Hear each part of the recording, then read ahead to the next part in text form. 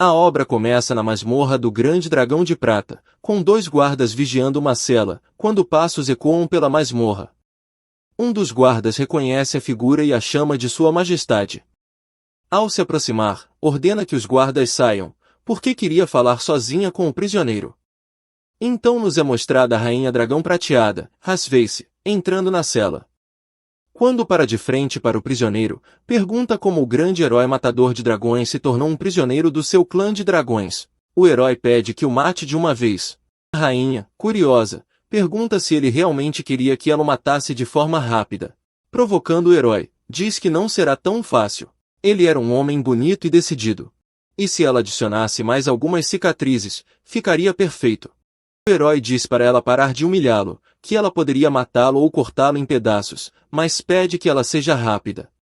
A rainha, provando seu sangue, responde que ele era muito poderoso e que, caso não tivesse sido incriminado por um vilão, não estaria em um estado tão miserável, propondo a ele que se juntasse ao seu clã dos dragões prateados. O herói sorri e pergunta se ela se acha digna. A rainha o olha com raiva e acerta um golpe forte o suficiente para arrebentar as correntes. O herói, nas últimas, se tossindo sangue. A rainha pisa nele e pergunta como um prisioneiro ousa ser rude com ela. Zombando dele, a rainha pergunta se ele, Leon Cosmode, acha que ainda é o grande herói da humanidade, elogiado por milhares de pessoas, e se ele ainda sonha em acabar com o clã dos dragões e deixar uma boa reputação para gerações que virão. Olhando para o herói, ela diz que ele morrerá ali, como um perdedor ignorante. Ela diz que talvez ele poderia ter tido a oportunidade de deixar seus descendentes desfrutarem de riqueza e glória com ele, mas, infelizmente, ele nem mesmo tinha um sucessor, então não terá um dia assim. O herói, furioso, diz para Rasveice não subestimar os humanos. A rainha enrola sua cauda em volta do pescoço de Leon, chamando de teimoso enquanto Leon sufocava. Leon, sufocando, segura a cauda de Sua Majestade. A rainha caçoa, achando que ele iria implorar por misericórdia, mas Leon fala que, desde o começo, ela cometeu 2 erros cruciais. A rainha o olha confusa, e Leon continua dizendo que, primeiro, ela não deveria ficar sozinha com o mais poderoso matador de dragões treinado e, segundo, ela nunca deveria ter provado seu sangue, ativando algum tipo de habilidade ocular. Fazendo a rainha cair em sua maldição de sangue, sua cauda solta Leon no chão. A rainha começa a sentir seu corpo esquentar, caindo de joelhos e não sabendo o que estava acontecendo. O herói, ao vê-la caída no chão, diz que a rainha irá viver na dor trazida pela alma por toda a vida. A rainha vermelha morde seus lábios e avança contra o herói, jogando no chão e ficando por cima dele. O herói também não estava entendendo o que estava acontecendo com ela. Ao olhar, o herói nota que ela parecia estar ficando intensa.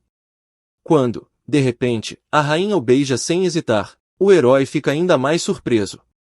Então se passa 1 hora, e vemos roupas jogadas pela cela. A rainha abre os olhos, com o efeito da maldição aparentemente se dissipando. Ela então percebe que estava nua. Furiosa, se vira para o herói, pronta para atacá-lo com sua cauda, pergunta o que ele tinha feito com ela. O herói responde que era maldição de sangue, uma técnica proibida que só pode ser usada uma vez na vida. Caso alguém prove seu sangue, uma conexão de alma será criada entre eles. Assim, quando ele morrer, a maldição causará a ela uma dor sem fim. A rainha diz que era impossível. Se esse feitiço só faz efeito após a morte de Leon, o que tinha acontecido?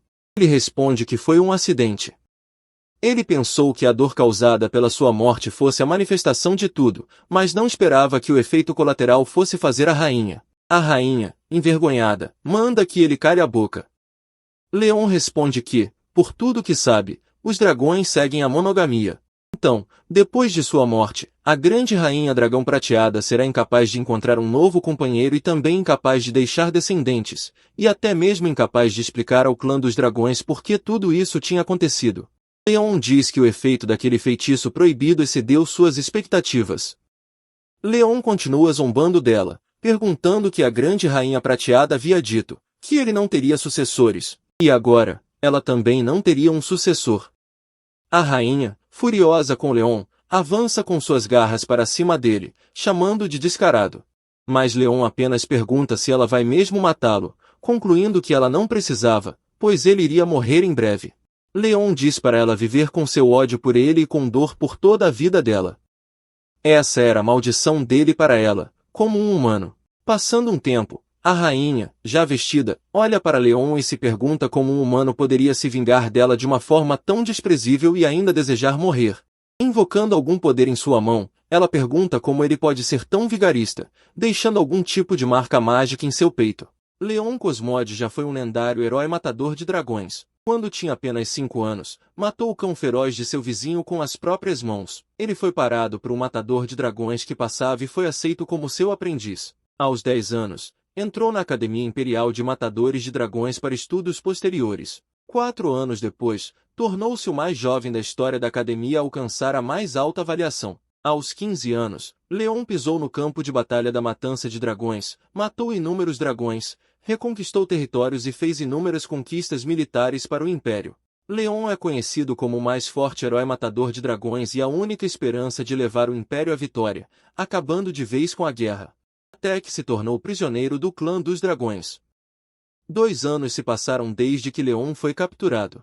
Leon acorda gritando e assustado, encosta a mão no coração e se pergunta como estava vivo e onde estava. Com o som da porta se abrindo, aparece uma garotinha de cabelos pretos que olha para Leon e diz que finalmente ele estava acordado. Leon só pensa em como a garota era fofa. Diz que, aos poucos, estava entendendo tudo aquilo. Devia ser porque fez muitas contribuições para a humanidade, então pôde chegar ao céu. E ela devia ser um anjo lendário. A garota pergunta o que era um anjo. Leon pergunta qual era o nome do pequeno anjo. A garotinha, feliz, responde que seu nome era Muin. Leon diz que Muin era um nome bonito e pensa no porquê de a cor do cabelo daquele anjo ser tão estranha, uma mistura de preto e branco. Muin diz que seu nome significa lua, segundo sua mãe. Leon fica surpreso por anjos terem mãe. Então Leon se apresenta como Leon Cosmode. A garota diz que já sabe que seu nome significava leão. Leon pergunta como ela sabia, e a garota responde que sua mãe havia dito a ela. Leon, desconfiado, pergunta quem era a mãe dela. A menina responde que era Rosveise. Leon, assustado, fala que, se a mãe dela era Rosveise, então o pai seria. E a garota responde, feliz, que seu pai era ele mesmo. Leon ficou totalmente abismado com essa revelação. Leon quase desmaia novamente com a revelação, até que a garota cumprimenta sua mãe. Leon olha, surpreso, em direção à porta. Era a Rainha Dragão. Muin a abraça, dizendo que seu pai finalmente estava acordado. Ela responde que sabia. Ela olha em direção a Leon e diz que ele finalmente tinha acordado. A filha fala que sua mãe deve estar muito feliz em ver que o papai estava acordado, porque ela ia visitá-lo todos os dias. A rainha diz que a filha estava certa, enquanto encarava Leon. Ela pede que Muin vá brincar fora da mansão, pois tinha que conversar com o pai dela. Assim que a criança sai, Leon pergunta se a garota realmente era filha dele. A rainha responde que ela era a filha biológica de ambos. A rainha entra no quarto e tranca a porta, indo em direção a Leon. Leon fala que ela o odeia, então por que deu à luz aquela criança e por que o havia salvado? A rainha responde que ele estava dormindo havia 2 anos e pergunta se ele achava que ela deixaria isso para lá depois do que Leon fez 2 anos atrás. Leon pergunta se ela acha que ele queria fazer aquilo com ela e diz que eles eram diferentes e não podiam coexistir. Se fosse em qualquer outro momento, ele nunca teria tocado nela. A rainha pergunta se tocá-la foi uma tortura para ele. Leon responde que sim. A rainha passa a cauda em sua perna, derrubando-o na cama, e sobe em cima dele logo em seguida. Leon pergunta o que ela estava fazendo. A rainha rasga as roupas de Leon e diz que quer esculpir seu próprio padrão de dragão nele, pois isso se tornará a maior vergonha dele, significando que será prisioneiro dela e nunca mais poderá deixá-la. E quando os companheiros humanos dele virem a tatuagem de dragão em seu corpo, o que vão pensar? Que ele é um grande herói matador de dragões ou um traidor que se rendeu ao clã dos dragões? Leon pergunta por que ela está indo tão longe. Rosveise pergunta se ele ainda não entendeu. A vingança dos dragões é um comportamento desumano, que combina a paranoia e vai além da compreensão humana. Então Rosveise diz que quer que Leon viva com essa vergonha pelo resto da vida e que seja humilhado por ela pelo resto da vida.